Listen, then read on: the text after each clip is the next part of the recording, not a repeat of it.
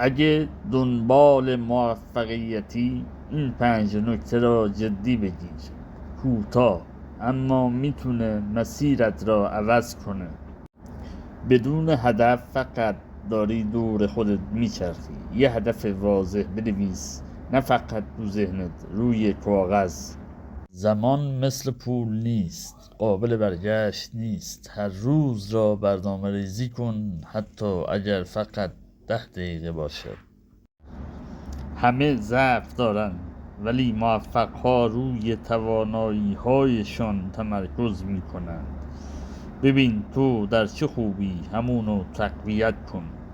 موفقیت یعنی رشد. هر روز یک چیز جدید یاد بگیر، کتاب، پادکست، حتی یک جمله ساده.